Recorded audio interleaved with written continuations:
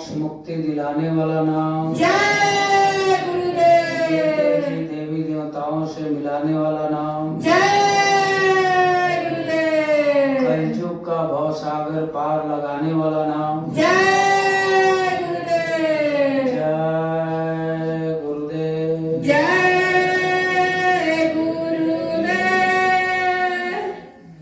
परम पूजनीय परम संत बाबा जय गुरुदेव जी महाराज, इनके चरणों में कोटि कोटि प्रणाम एवं यहाँ पर उपस्थित सभी प्रेमी भाई बहनों, आप सबको मेरा सादर जय गुरुदेव। जय गुरुदेव। प्रेमियों, हमारे जीवन में सत्संग का बहुत बड़ा महत्व है। बगैर सत्संग के प्राणी दिशाविहीन हो जाता है। सत्संग ही एक ऐसा सार है जिसके माध्यम से मनुष्य को सही मार्गदर्शन मिलता है और मनुष्य जीवन पाने का असली मकसद उनको प्राप्त होता है। वैसे हम अपना जीवन आम जिंदगी में खा पी करके और परिवार पालन पोषण करके खेती बाड़ी दुकानदारी नौकरी चाकरी इन सारी चीजों को ही अपना जिम्मेवारी समझते हैं, परंतु महात्मा जब मिलते हैं तो वो हमारे इस मानव जीवन का असली मकसद को समझाते हैं। बताते हैं कि हमारा जो ये कार्य है वो सिर्फ हमारे इस नाश्वर शरीर के लिए है और नाश्वर शरीर का रिश्ता इन सब चीजों से तब तक रहता है जब तक हमारे इस शरीर में सांस की पूंजी रहती है। सांस की पूंजी का मतलब यह है कि जिसके द्वारा ये शरीर हमारा क्रियाशील रहता है। सांस की पूंजी ऐसी है जिसकी समाप्ति के बाद ये हाड़ मांस का ये पुतला जो है वास्तव में पुतला बन के रह जाता है। ये क्रियाहीन हो जाता है जिसको आमतौर पर मृत्यु कहा जाता है। मृत्यु का मतलब होता है जीवन की सारी लीलाएं समाप्त हो जाना। जब ये शरीर निष्क्रिय हो जाता है तो उसके साथ में ही संसार के सारे ताम झाम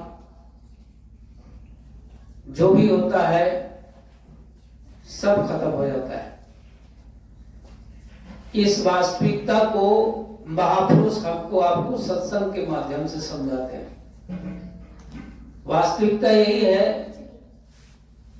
कि जो भी हम इस चरम आंखों से देख रहे हैं ये सब चलायमान है, परिवर्तनशील है और समय आने पर सब एक दूसरे का साथ छोड़ देता है। आप अपने शरीर का ही देख लीजिए, जब हमारा जवानी अवस्था रहता है तो ऐसे समय में हमारा सारा कुछ जो है बिल्कुल ताकतवर बलवान रहता है। सोचने समझने की शक्ति, कोई कार्य करने की क्षमता और यहाँ तक कि रंग रूप, ये सारा चीज जो है बड़ा ही मतलब लुभावना होता है और इस चीज को जो है देख करके हमारे मन में ये विचार भी उत्पन्न होता है कि मेरा जीवन, मेरा शरीर, मेरा कार्यशैली, मेरी क्षमता इसी तरह से बरकरार रहेगा। लेकिन थोड़ी देर के लिए हम भूल जाते हैं कि ये संसार जो है चालयमान है, ये संसार परिवर्तनशील है और यहाँ कोई भी अस्थाई नहीं है।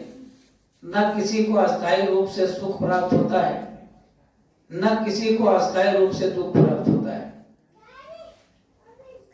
प्रेमियों, इस संसार की रचना काल भगवान ने ऐसा किया है, इस तरह से हमको आपको जो है बांध करके रखा है, ऐसे ऐसे चीजों से इस संसार की सृष्टि की रचना किया है कि आम आदमी को जो बगैर सत्संग में गए हुए इस सृष्टि का रहस्य को समझना बड़ा मुश्किल है। आंखों के सामने जो चीज दिखता है वही को हम सत्य मानते हैं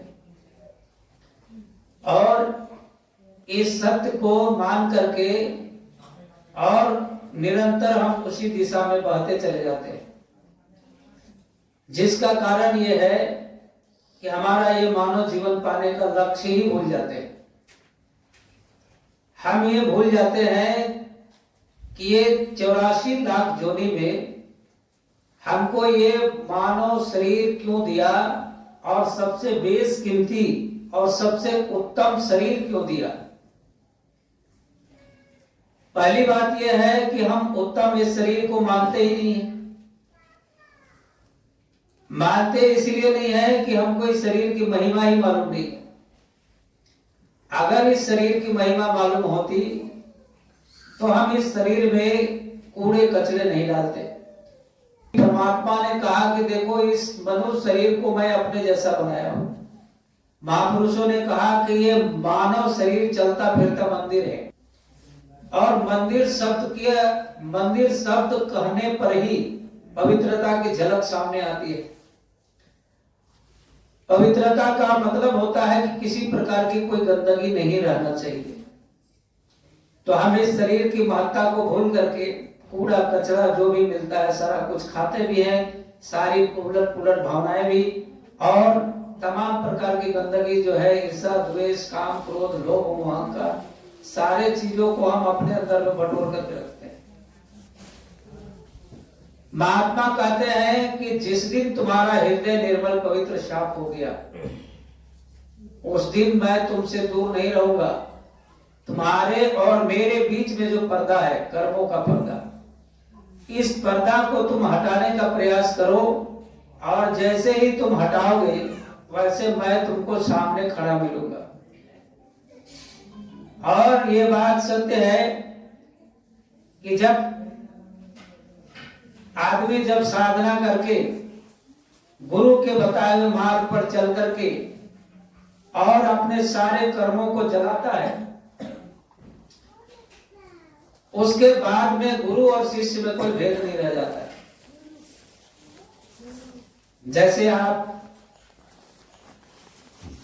जैसे ही आप आंख बंद करोगे, गुरु जो है सामने प्रकट हो जाते हैं। क्योंकि कभी भी जो है गुरु और शिष्य का रिश्ता अलग हुआ ही नहीं। हम आप कभी अलग हुए ही नहीं। ये संसार जो है, जो मिलने बिछड़ने का जगह उन्होंने बनाया, यहीं पर आकर के हमारे आपके बीच में जो है नफरत और अलग थलग करने का षड्यंत्र उन्होंने बनाया, ताकि हम उसके कब्जे में हमेशा बने रहे। उनकी त्याग तपस्या का मतलब ही था हमारे आपके ऊपर शासन करने। जैसा कि गुरु महाराज बताते हैं कि हमको आपको जो है उन्होंने तपस्या करके और उसके बाद में तपस्या करके उन्होंने हमको आपको प्राप्त किया। और जब यहां से जाने की बात हुई, जाने लगे, तो उन्होंने घेरा घेरी शुरू कर दी। सीधा सीधी बात यह है कि उन्होंने अपनी कीमत जो है, जो त्याग तपस्या किया, उसकी कीमत जो है हमको यहां रोकने का उन्होंने लगाया।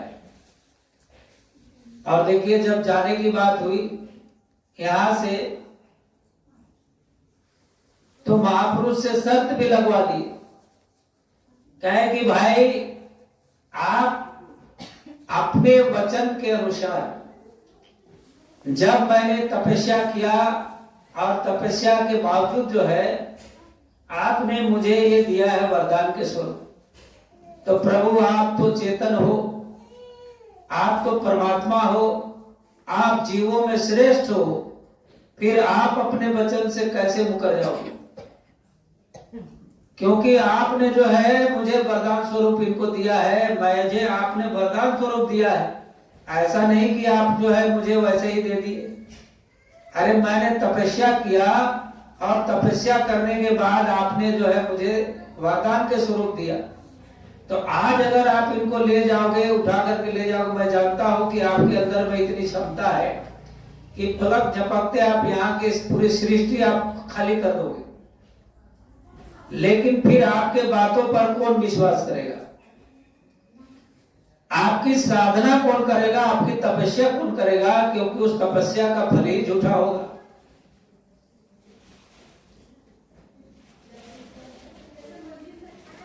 तो सतगुरु कहते हैं कि भाई तो ये बताओ कि मैं क्या करूं? मैं तो जीवों को ले जाने के लिए आया हूं, लेकिन ले जाने का उपाय बताओ, तुम ही बताओ क्या करें। तो काल भगवान ने सीधे सीधे यही बात कहा कि प्रभु आप अपने जीव को ले जाइए, लेकिन उसी जीव को ले जाएंगे जो जीव आपसे प्रेम करेगा, जो जीव आपके बताए हुए रास्ते पर चलेगा, जो हमारे कर्म कर्जा को यहाँ चुक्ति कर देगा, यहाँ के नियम का पालन करेगा, आप उसको ले जाओ, मुझे उसके लिए कोई दिक्कत नहीं। तो प्रेमियों, जो भी गुरु महाराज हमारे आपके जीवन में प्रतिबंध लगाते हैं, उसके पीछे यही कारण है। गुरु महाराज ने, जब आप गुरु महाराज के शरण में आप गए, तो गुरु महाराज ने हमको खान पान के विषय पर प्रतिबंध लगाया, बोली वचन पर प्रतिबंध लगाया, रहन सहन पर प्रतिबंध लगाया। तो कैसा प्रतिबंध लगाया? जो मर्यादा विहीन है। जैसे खान पान के विषय में, तो गुरु महाराज ने कहा कि जो तुम्हारा खान पान है, मांस मदिरा, ये तुम्हारा खान पान नहीं है। मांस मदिरा जो है राक्षस का खाना है, और उसके लिए अलग जोनी होता है, वो उस जोनी के जीव जो है उसको खाने का अधिकारी है। हमारा आपका ये मानव शरीर जो है बहुत ही उच्च कोटि का, मतलब ये ऊंट कोटि का योनि है, और देवताओं को भी ये जोनी दुर्लभ है।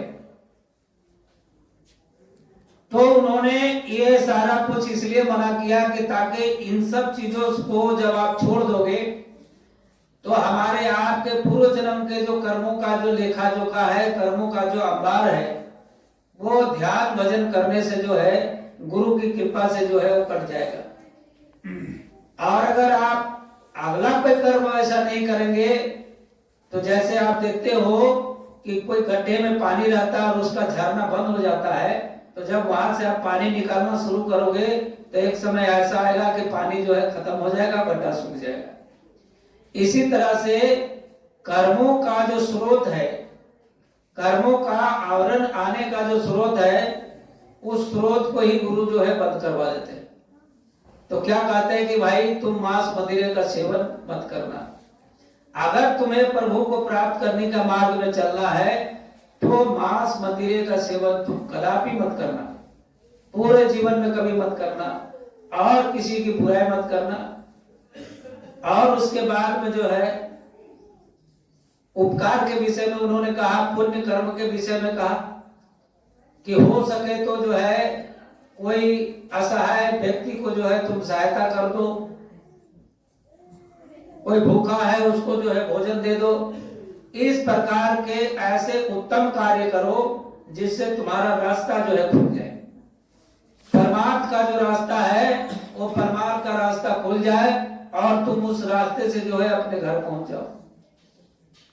परंतु ये सारा भेद जो है सिवाय सत्संग के और कहीं नहीं मिलता। इसीलिए कहा गया है कि बिन सत्संग पावे, बिन सत्संग विवेक न होई, और गुरु कृपा बिन सुलभ न सोई। सुलभ का मतलब होता है आसान, आसान तरीके से जो है नहीं हो सकता, आसानी नहीं हो सकता। क्योंकि बिना ज्ञान का जो है ये दरवाजा खुल ही नहीं सकता। ज्ञान दो प्रकार का होता है, एक होता है भौतिक ज्ञान, एक होता है आध्यात्मिक ज्ञान। भौतिक ज्ञान का रिश्ता हमारे शरीर तक है। भौतिक ज्ञान से हमको इस संसार में जीने खाने का, रहने सहने का और बाल बच्चों का लालन पालन का ज्ञान होता है। परंतु आध्यात्म ज्ञान ऐसा है जो अपने विषय में ज्ञान देता है। अपने विषय मतलब इस जीवात्मा के विषय में कि ये जीवात्मा कहां से आई और कैसे ये जीवात्मा जाएगी, कैसे जो है इसका उद्धार होगा, कैसे जो है इस पिंजरे से इसको आजादी मिलेगी। प्रेमियों, मोक्ष मुक्ति जो है इस शरीर का नाश होने से मोक्ष मुक्ति नहीं होती।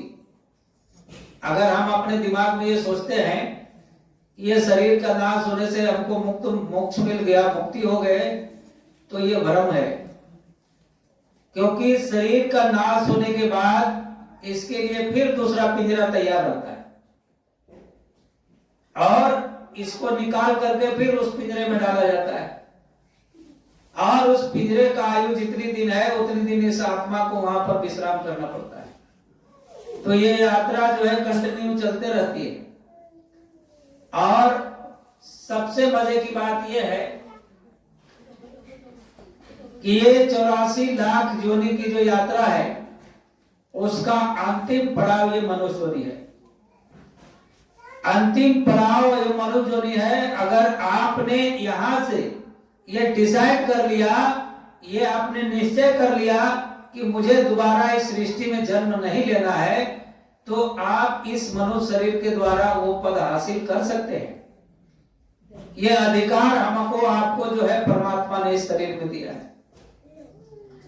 और अगर आपने नहीं कुछ निश्चय किया, नहीं कुछ सोचा और ऐसे आप जिंदगी जीते रहे, खाना पीना पहनना ओढ़ना और परिवार लालन पालन में ही अपना जीवन व्यतीत कर दिए, तो निश्चित रूप से आप फिर जो है दूसरे पिंजरे में आपको जाना निश्चित है।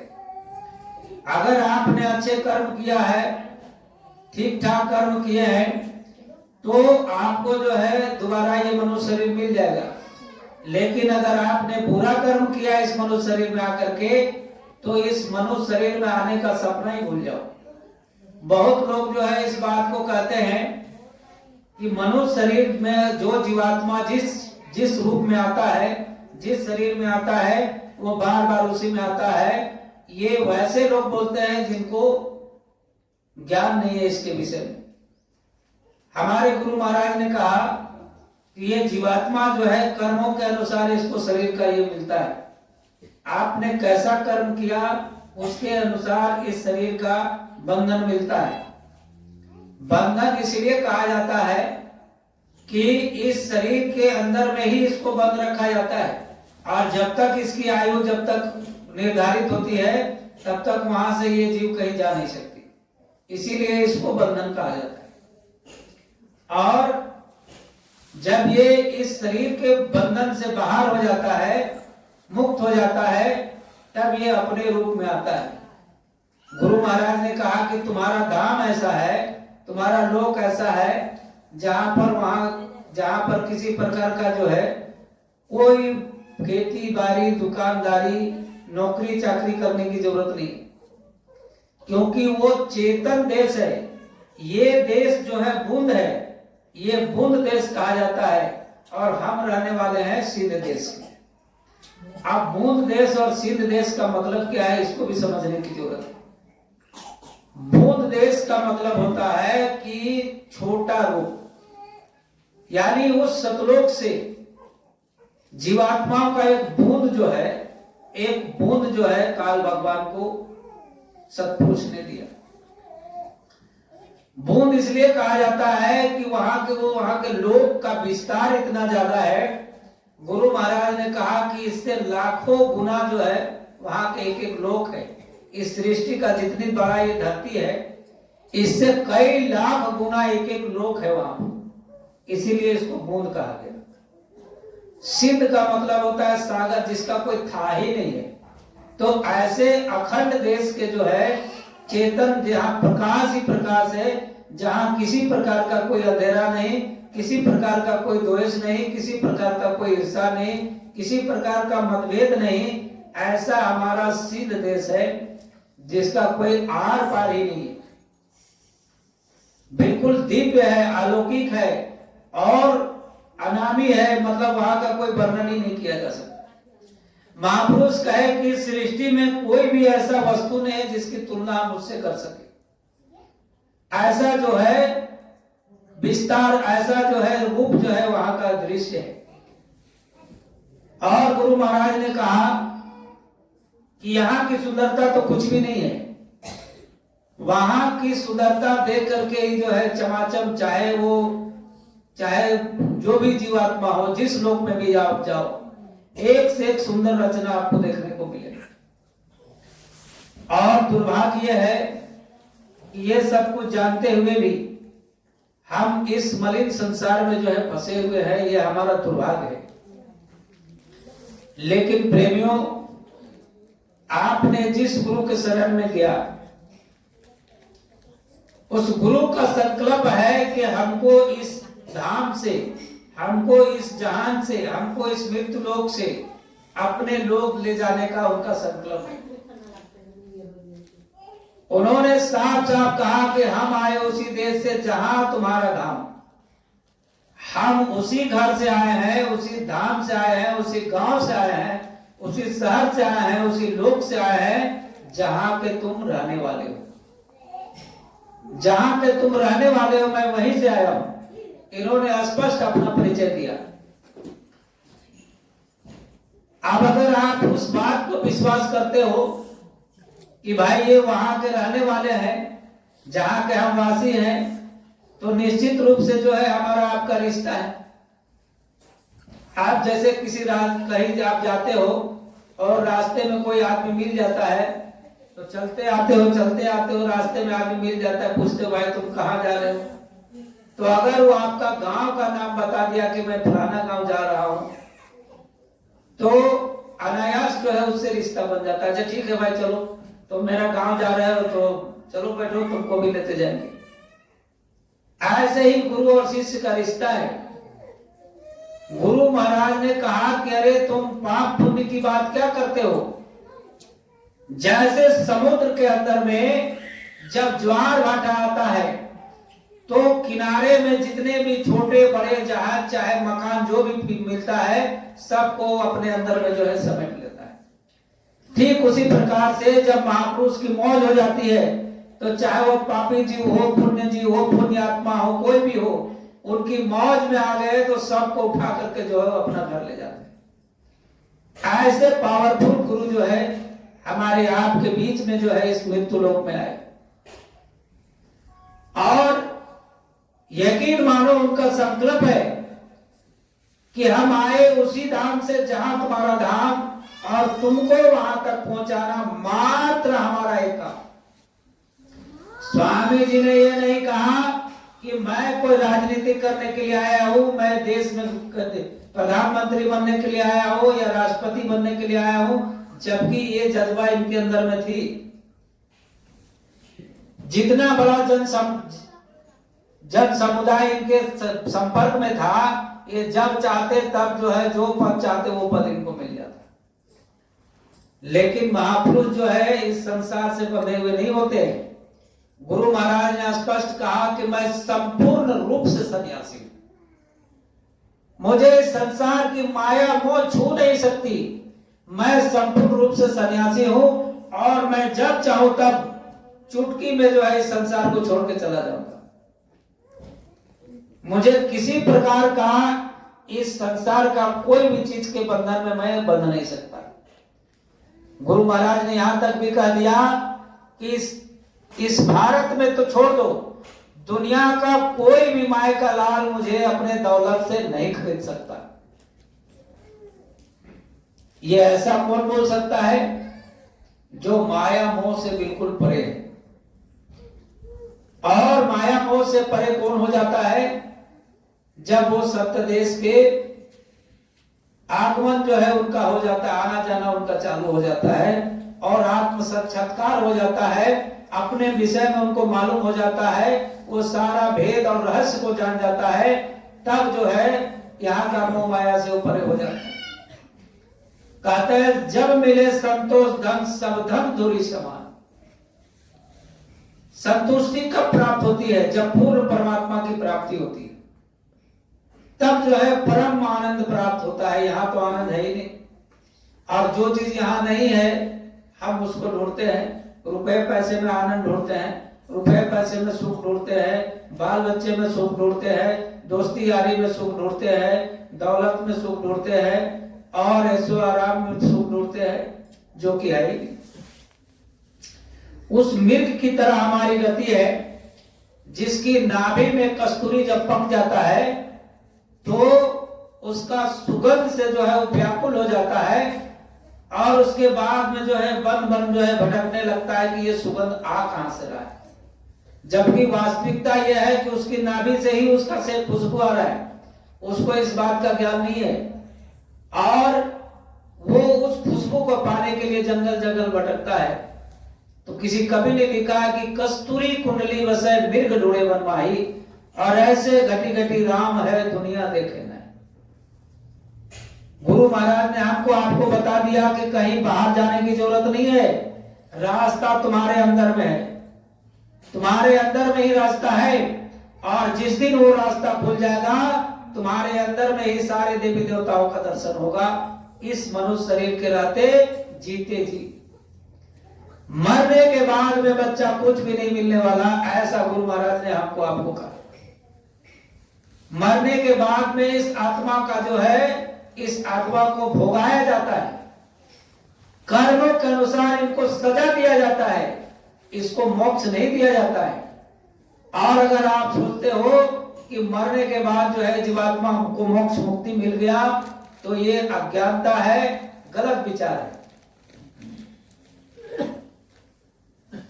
जब बच्चा 5 साल से ऊपर का होता है, तब जो है हमारे दोनों कंधों के ऊपर जो है जो दूध बैठा देता है, एक पुण्य कर्म को लिखता है और एक पाप कर्म को लिखता है। और ये दोनों कर्म ही ऐसे हैं जो जीवात्मा को बांध के रखते हैं, कर्मों के बंधन में बांध के रखते हैं। और यही कर्म है जो बार बार हमको यहाँ जीवन मरण के चक्रव्यूह में डालता है। और अगर ये कर्म ही ना रहे तो यहाँ पर जन्म लेने की कोई मतलब ही नहीं रहे। इसीलिए महापुरुष कहते हैं कि ये तीनों कर्म जो है, क्रियावान कर्म, प्रारब्ध कर्म और संचित कर्म। क्रियावान कर्म जिसका जो है शुद्ध हो गया, पवित्र हो गया, उसको ये दोनों कर्म नहीं बने। क्रियावान कर्म का मतलब होता है रोज आए दिन जो हम काम करते हैं, बाल बच्चों के लिए पालन पोषण का काम करते हैं, खेती बाड़ी का काम करते हैं, बिजनेस पैसा का काम करते हैं, उसके बाद नौकरी चाकरी का काम करते हैं। ये सारा कार्य जो है वो क्रियावान कर्म में आता है। अब ये क्रियावान कर्म जो है, इसको पवित्र करने का, इसको शुद्ध करने का जरिया जो है महापुरुष बताते हैं। तो शुद्ध कैसे होगा? शुद्ध का मतलब यह है कि आप कोई गलत काम मत करो। गलत काम का मतलब जिस काम को हमारी आत्मा एक्सेप्ट नहीं कर रही है, स्वीकार नहीं कर रही है, ऐसे कार्य को हमको नहीं करना है। जैसे किसी का धन नहीं चुराना, किसी जीव का गला नहीं काटना, उसको मार के जो है उसका मांस का भक्षण नहीं करना, किसी के साथ बेईमानी नहीं करना।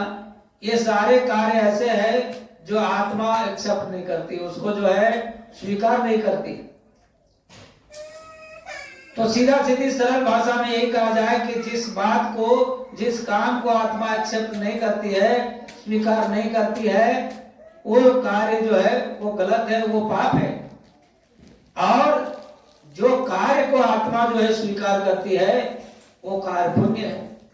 जैसे कोई भूखे प्यासे को रोटी देना, आप कभी भी आप ऐसा काम करेंगे, आपको एक अंदर से अलग ही अनुभूति प्राप्त होगी, अलग आनंद प्राप्त होगा।